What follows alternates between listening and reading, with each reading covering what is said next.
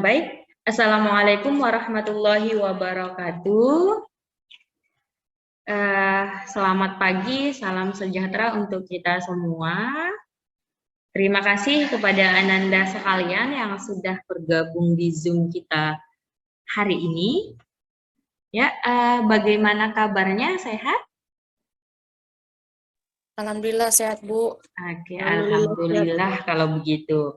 Baik, untuk pertemuan hari ini kita masih pembahasannya sekitaran proses menulis begitu ya. Oke, sebelum kita mulai materinya, ada kalanya kita mengharap ridho Allah Subhanahu wa taala. Kita buka dengan ucapan basmalah. Bismillahirrahmanirrahim. Oke.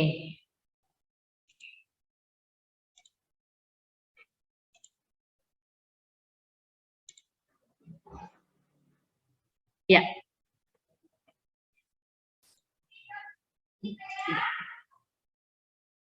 Oke, Ananda sekalian, untuk daftar hadir tidak saya panggil satu-satu, saya melihat dari rekaman video kita saja nanti untuk daftar hadirnya ya. Baik, kita lanjut. Sebenarnya di pembahasan kita hari ini adalah tentang menulis. Apa sih sebenarnya menulis itu? Sudahkah kita menulis? Bagaimanakah proses menulis? Kan itu yang perlu kita ketahui sehingga nantinya kita bisa menulis. Baik, di sini ada saya buat poin-poinnya. Apa yang akan dibuat dalam proses menulis? Itu yang menjadi pertanyaan. Oke, sebelum ke situ coba ada yang bisa memberikan tanggapannya, yang tahu bagaimana yang dikatakan dengan menulis? Ada?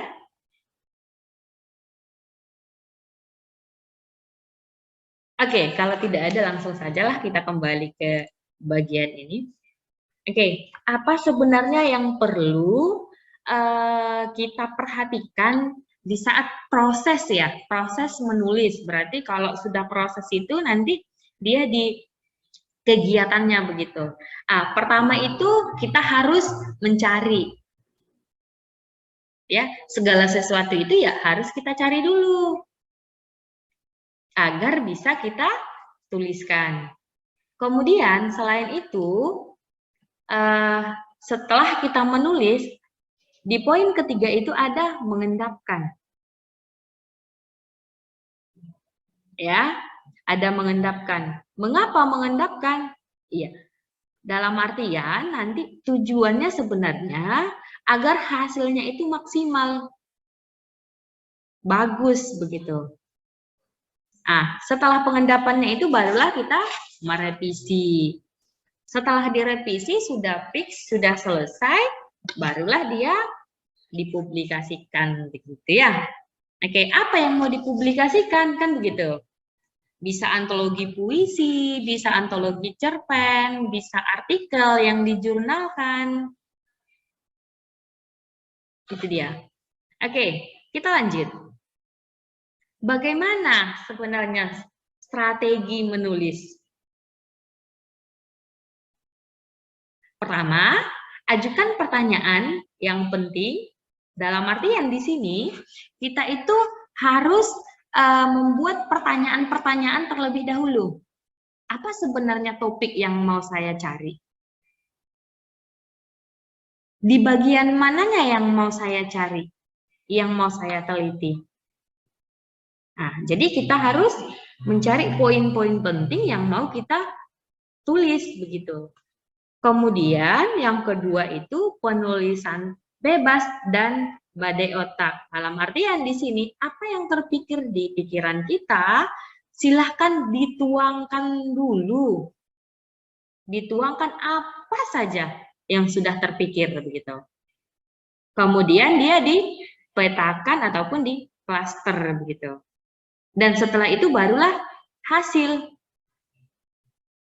Jadi strategi ini sebenarnya nanti bisa kita terapkan sesuai dengan proses menulis.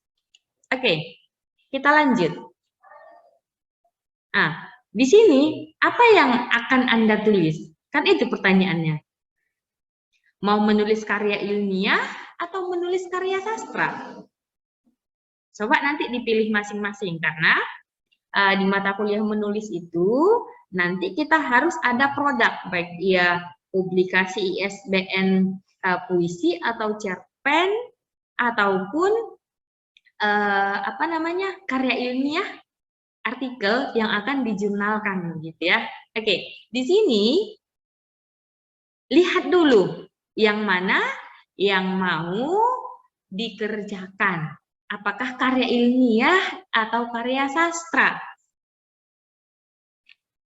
Selain itu juga harus tahu bagaimana karya ilmiah, bagaimana karya sastra, bagaimana strukturnya, bagaimana sistematika penulisannya, kan begitu. Ya. Oke. Di sini sudah bisa Ananda lihat sendiri karya ilmiah itu bagian yang mana, karya sastra itu bagian yang mana,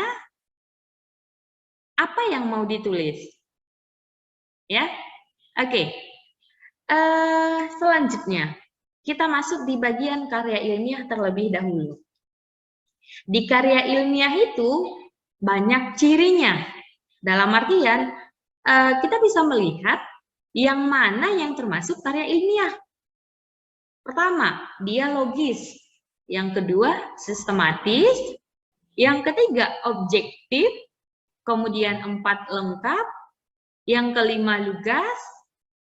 Keenam, seksama. Yang ketujuh, jelas. Kebenarannya dapat diuji. Terbuka, berlaku umum. Penyajian menggunakan ragam bahasa ilmiah dan bahasa yang lazim. Kemudian yang ke-12 itu yang terakhir itu tuntas. Dalam artian tuntasnya itu selesai. Nah, inilah beberapa ciri dari karya ilmiah. Gitu. Oke, untuk pendalamannya nanti bisa kita jelaskan di tanya jawab ya. Oke. Sampai di situ, oke, ini adalah satu lagi, ya. Kalau dia karya ilmiah bentuk makalah ataupun penelitian atau skripsi, bisa Ananda lihat sendiri perbedaannya begitu. Nah, dalam artian nanti dari menulis ini kita akan membuat satu produk hasil pembelajaran kita, begitu ya. Baik ya karya sastra ataupun karya ilmiah, bentuk artikel yang sudah dijurnalkan begitu. Ya, oke, saya ingatkan kembali nanti di akhir di minggu depan sebelum pertemuan kita mulai sudah ada ringkasan dari Ananda sekalian tentang materi ini 4-6 paragraf minimal yang sudah Ananda tuangkan sendiri, dalam artian yang dituangkan itu yang dipahami begitu, dan yang dituangkan sebanyak 4-6 paragraf itu nanti dikirimkan via email ataupun WA group begitu. Oke? Ya, sampai di situ ada pertanyaan? Silahkan.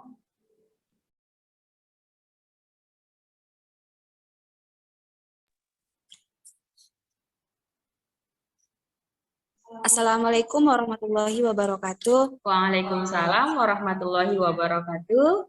Perkenalkan, nama saya Lidiana Harahap.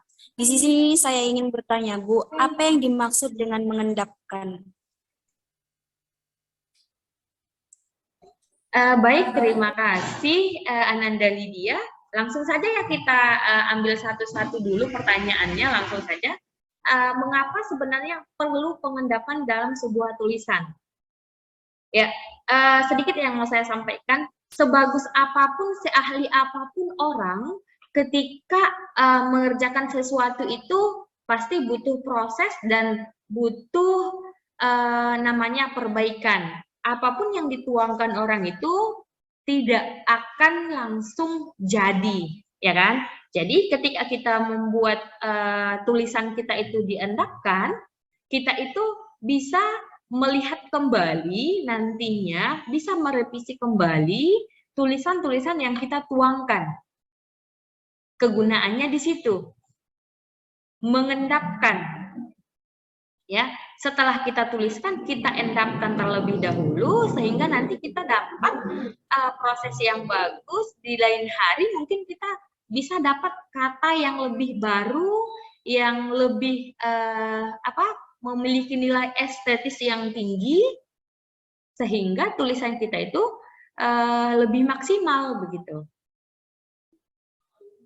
Ya, Lydia. Iya, Ibu. Oke, ada lagi yang lain?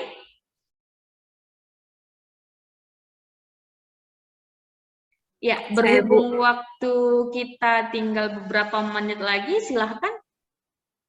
Ada lagi? Saya, Bu. Ya, silahkan. Assalamualaikum warahmatullahi wabarakatuh.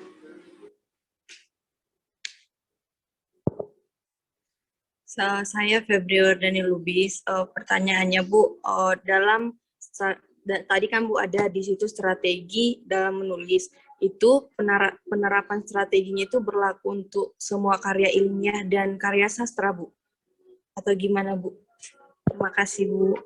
Baik, terima kasih Febri. Ya, strateginya itu berlaku untuk semua karya ilmiah maupun karya sastra.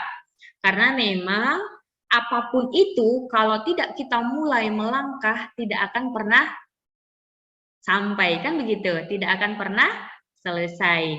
Itu dia. Jadi, ya harus kita mulai dulu sesuai dengan prosesnya gitu. Kalau tidak ada proses menulisnya, ya tidak bisa juga. Sama halnya dengan strateginya. Ya strateginya itu mungkin setiap orang pasti berbeda, namun secara umumnya itu bisa kita terapkan begitu. Bisa dipahami, Febri? Ya, Bu. Baik, terima kasih atas pertanyaannya. Semoga nantinya kawan-kawannya juga lebih banyak lagi yang menjadi modal pertanyaan yang akan dicari masing-masing gitu.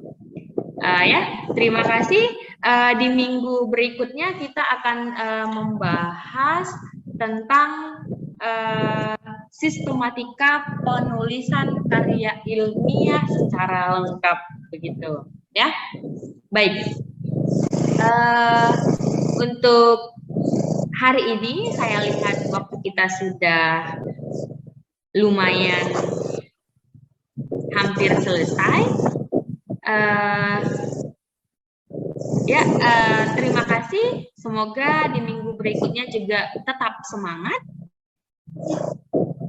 Jangan lupa tugasnya dikirimkan via WA group ataupun email, dan nanti akan saya nilai secara individu, penilaiannya individu dari tugas yang Ananda kirimkan begitu. Ya, baik. Terima kasih atas segala perhatiannya. Mohon maaf jika ada yang salah. Semoga di minggu berikutnya kita dipertemukan kembali.